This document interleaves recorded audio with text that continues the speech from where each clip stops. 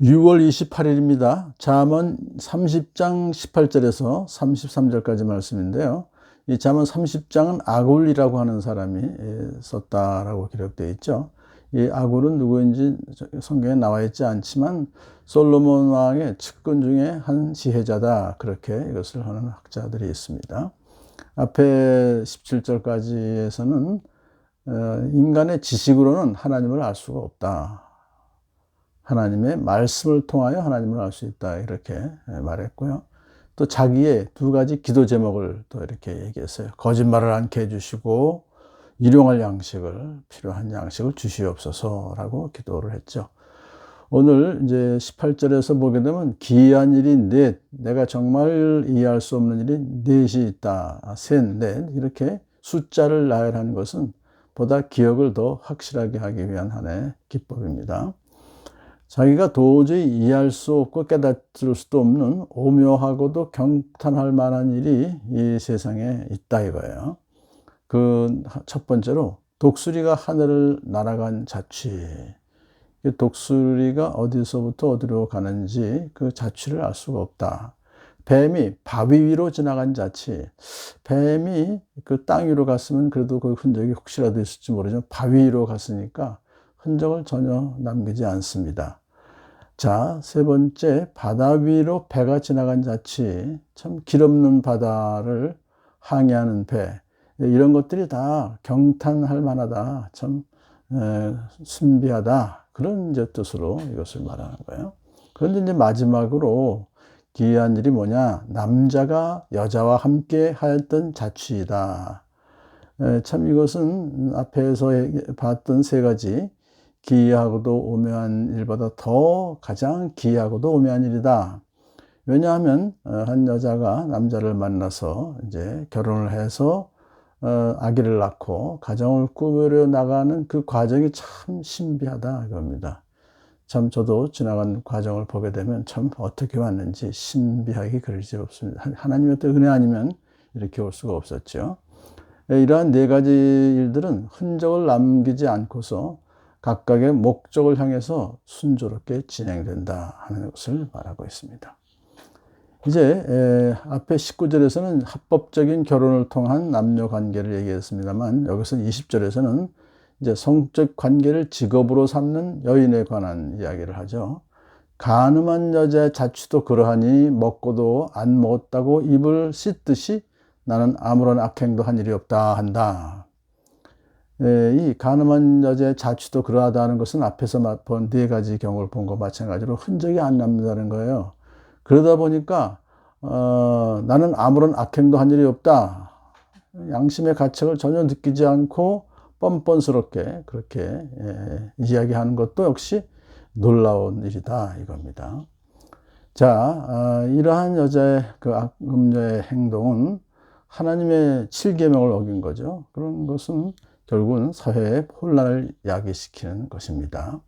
이제 이어서 아굴은 사회의 혼란을 야기시키는 네 가지 이야기를 또 하여, 역시 네 가지입니다. 세상을 뒤흔들 만한 일이 셋, 세상이 감당하지 못할 일이 넷이 있으니, 그렇게 얘기했어요. 그러니까 셋과 넷 보니까 넷을 지금 얘기하는 거예요. 자, 사회 혼란을 일으켜서 사회가 감당하지 못할 일이 네 가지가 있다. 첫 번째로 종이 임금이 되는 거.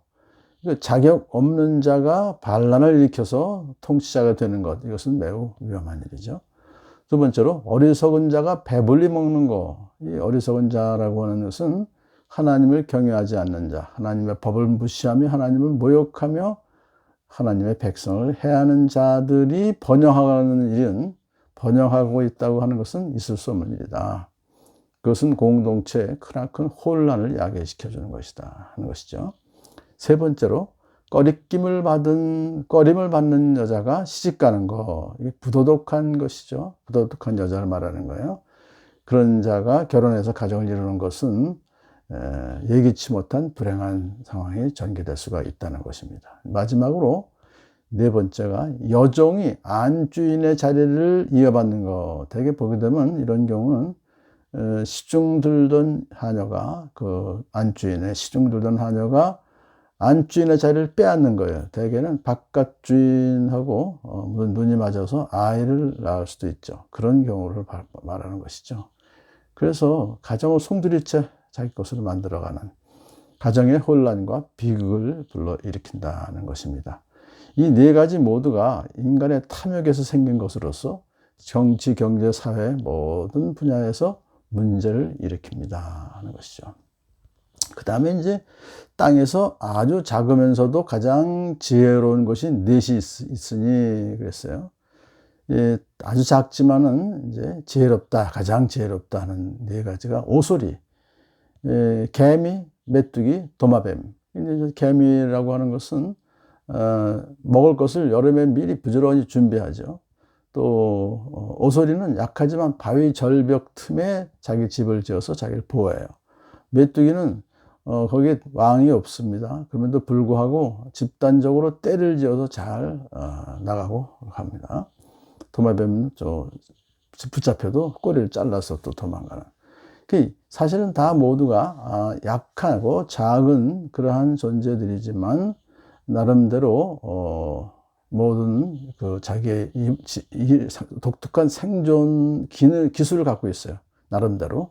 그래서 잘 헤쳐나가고 있다. 이것은 우리 믿는 자들을 이 세상에서 연약한 존재이지만 또 나름대로 믿음으로 높이 우리는 또 이 세상을 이길 수가 있는 것입니다.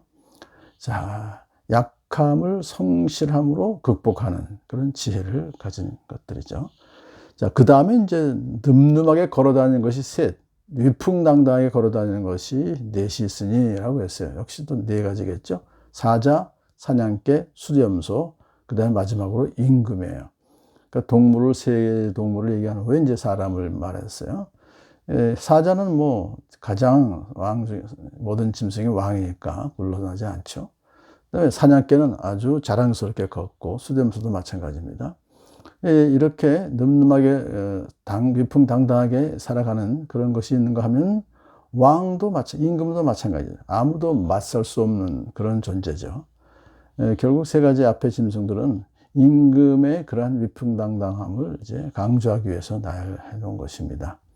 자기 백성을 위해서 군대 앞에 선 임금은 절대로 물러설 수 없다는 각오를 가지고 목숨을 걸고 싸우는 거예요.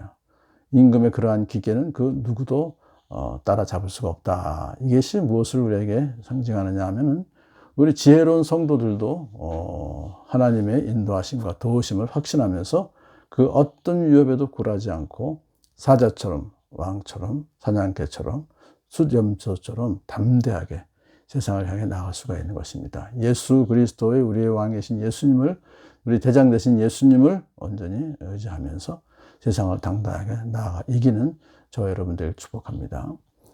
이제 32절을 보게 되면 내가 어리석어서 우쭐댔거나 악한 일을 도모하였거든 너희 손으로 입을 막고 반성하여 보아라 하면서 33절에 왜냐하면 우유를 저으면 굳은 우유가 되고 코를 비틀면 피가 나오듯이 화를 돋우면 분쟁이 일어나기 때문이다 해서 같은 내용입니다. 그러니까 가장 어리석은 자의 특징은 교만입니다. 교만해서 악한 일을 도모하죠. 그런 자들에겐 너희 입을 막아라. 침묵하면서 절제하면서 그다음에 반성하여 봐. 회개하라 그럽니다. 왜냐하면 화를 돋우면 분쟁이 일어납니다. 이것은 뭐 코를 비틀면 피가 그냥 한 방에 그런 것이 나오듯이 치명적인 손상을 입듯이 교만하고 어리석으면 화를 내게 되면은 분쟁이 일어나서 결국 그 공동체가 문제가 생기게 되는 것이죠. 마음의 교만은 멸망의 선봉이며 겸손은 존귀의 앞잡이다 하는 말씀을 오늘도 우리에게 주십니다. 겸손하게 지혜롭게 살아가는 저와 여러분들을 축복합니다.